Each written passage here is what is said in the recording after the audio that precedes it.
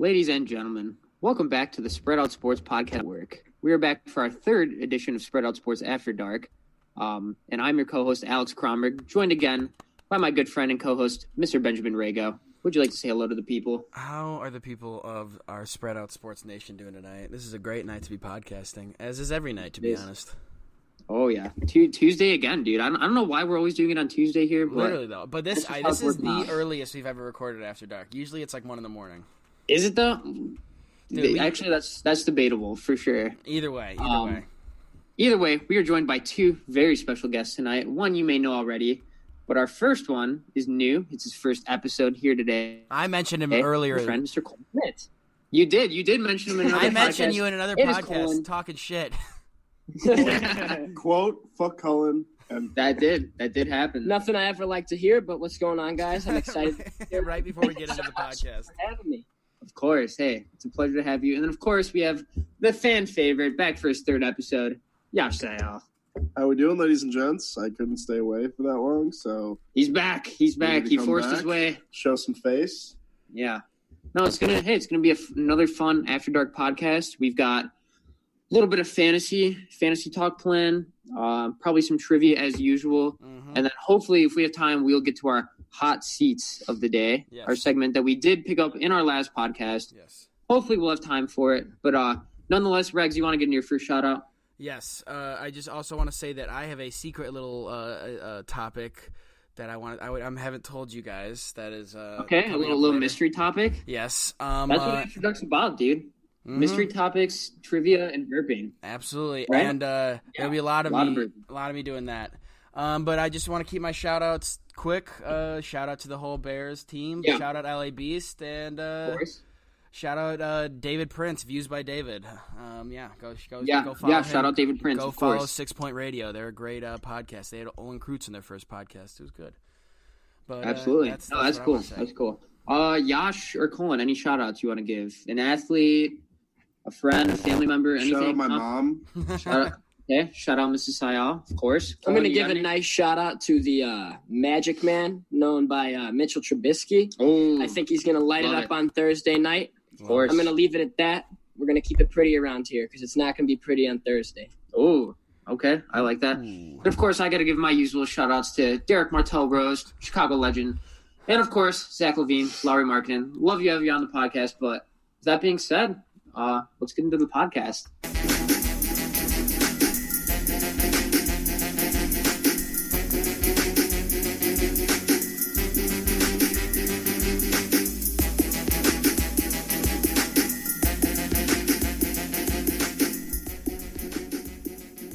I love that. Baby. That was great, dude.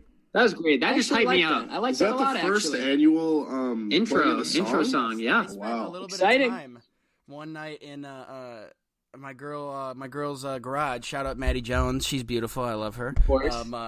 And I was just literally playing with the soundbite stuff in my garage, or in her garage, just literally listening to music because her brother and sister had to wake up for school. So I was just fucking You're around just with going to be like on GarageBand, like back when Max first came out, just like making some random I'm ass just hitting song. tambourines in the garage, making garage music, just like hitting fucking buckets and stuff. Kind of like Kanye. No, of course, but something I forgot to touch on already. We've had a couple of slip ups already on this episode. On our episodes of After Dark, I forgot.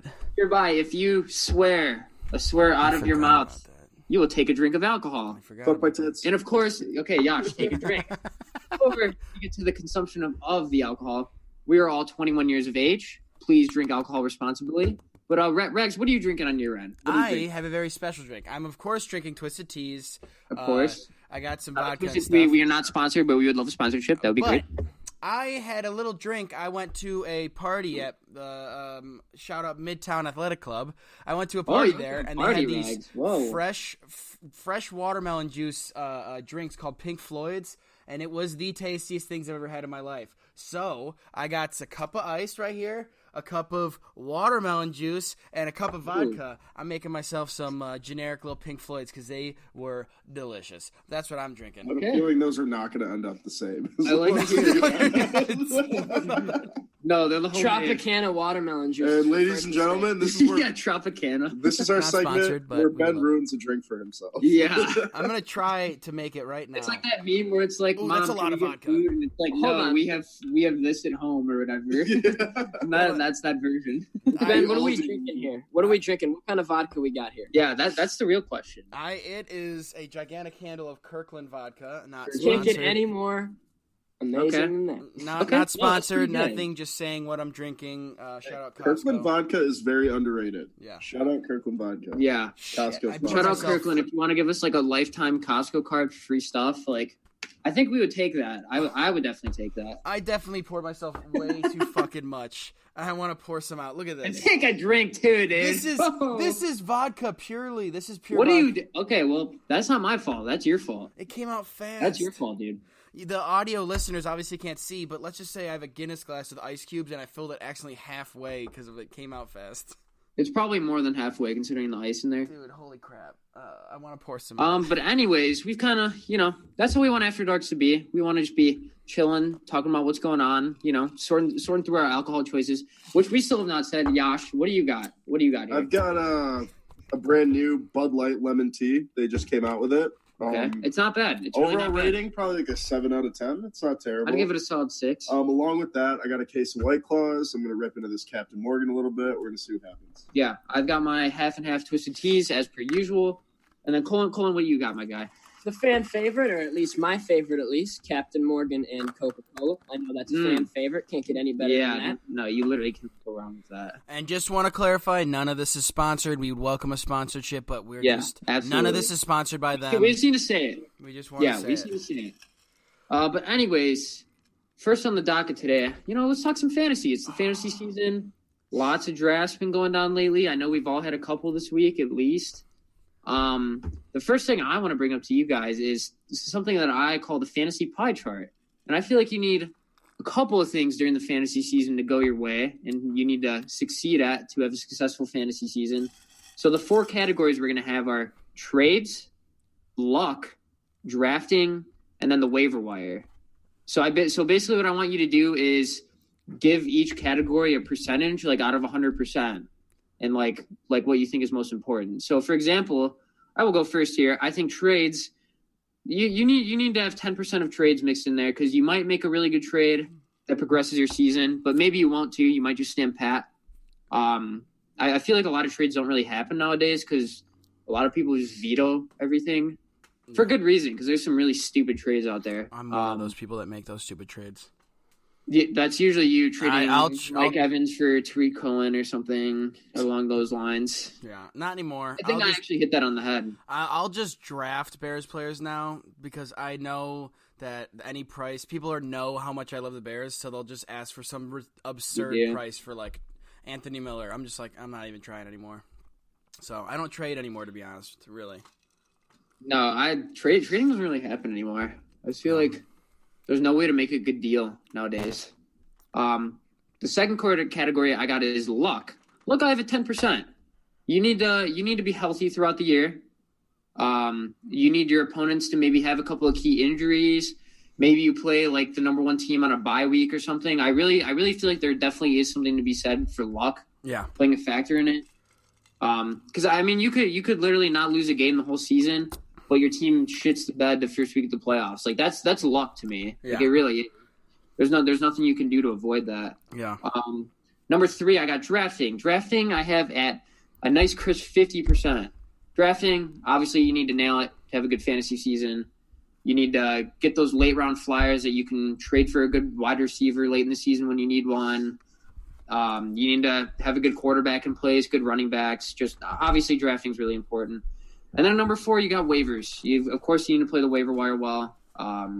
I feel like the team that usually gets that big waiver wire pickup is the team that does really well. So I think there's definitely something to be said for that. But I'm really curious to see what you guys think is the most important. You don't have to say like 10% or whatever. I kind of just like to hear like what you think is most important in that. All right, well, I'll let our special guest go because who wants to go for it? I'll let our guest I'll go first. So essentially, what do you think is most important? I think drafting away is most important. I mean, obviously, it's the team you end up with when you start. A lot of people's rosters change dramatically by the end of the season. But, I just had a draft, and I know my first 4 picks are going to make up a majority of my points. Absolutely, bro. You know, I mean, at the end of the day, you ride with your rock stars, the people that you draft, top 4. And those are the guys that are going to bring you home normally. I mean, those waiver wire picks and those trade options that happen, unless they're superstar trades, those waiver wires definitely help later in the season. They do. They're more so for, like, depth or, like, plug a tight end in there. Yeah, I mean, nothing is better than when you pick up a random flex and you play him and he drops like 25 points. That is the best I definitely agree. fucking feeling. That's the best feeling. No, honestly. You just watch that man go Take on. another shot. Yeah, she said the Do you think luck plays a factor?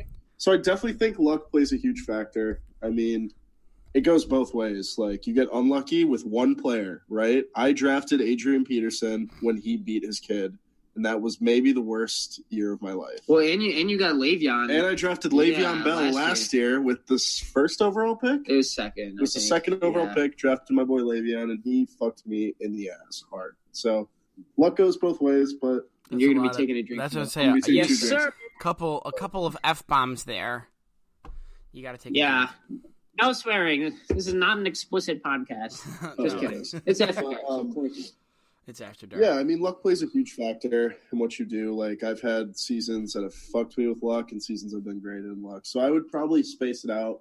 I'd go 60% draft, maybe 10% luck, and then that leaves you with 30. So you got 30% there. I would do probably 20 waivers and then 10 trades. 10 trades. No, I like that. Waivers are more consistent than trades. And like Alex said earlier, with all these new veto systems that all these apps, ESPN, Yahoo have in place now, makes it really easy to just veto a trade. No, it just doesn't happen. You're not ripping off some dumbass anymore. Yeah. You know? There's no more trade rapes. Yeah, it doesn't happen. It really doesn't. It's honestly true. What do you think? What do you think is most important? I'm going to be right there with Yash. I'm going to go ahead and say that drafting is obviously the most important. What you're going into week 1 with.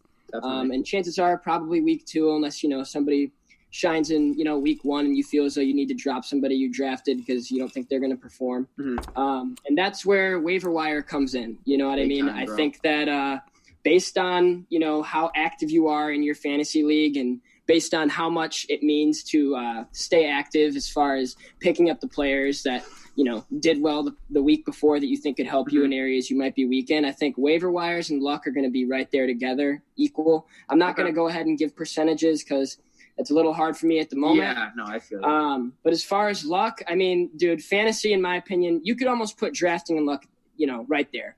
But I would say luck, I mean, it's like, how are you supposed to know, when some of these waiver wire guys are going to have a 25-point week and they're going to come back and have less than 2 points the next week? It's kind of hard to say. And they all kind of tie into each other. Then lastly, trades. I mean, to be quite honest with you, I've gone through seasons where I haven't made one trade just because it's not necessary. I'm at the top of the standings. But there's other times where I've made, little weird flex. Okay. Yeah, there you go. Took the words out of my mouth. But as far as trading, I think it kind of goes on, if you have a bad draft, you might need to make some trades to fill in some of those weak spots in your roster. I think it kind of, that's why I say they all tie into each other. It's kind of hard to put. It really is. If someone said 25%, 25%, 25%, 25%, I wouldn't tell them they're completely wrong just because you never know what's going to happen. You never know what you need to do to, make your team shine in the playoffs and what have you. Bro. It's just so tough. There's so much that goes into a fantasy year. And another question, we were talking about waivers a lot. Do you guys like it when like the waiver system in a league operates on like inverse order based on like standings from the last week or whatever? Or do you like the continual like rolling list where like if you have number 1, like say you're picking last in the draft and you have number 1 waiver, like you can basically just sit on that as long as you want until there's like somebody you really want to snag and use your waiver claim on. Because I prefer the latter. I definitely like it where if you get last pick in the draft, then you're sitting on that first waiver, and you can kind of just wait it out and see if like a handcuff running back is right at the top of the waiver list. Like, right.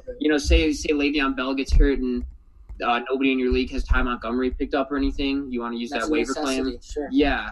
So I like it that way. What's your opinion, Rags? I know in your league you have it not that way. You have it like in the inverse standings. We have it the inverse standings. Yeah, honest, which I which I don't like. Honest to God, I didn't even know the other thing was an option. Like, I'm literally just learning this right now. Honestly, it might not be I would assume it is, but I know it's an option on Yahoo. That it could be on ESPN. It could not be. I have no idea.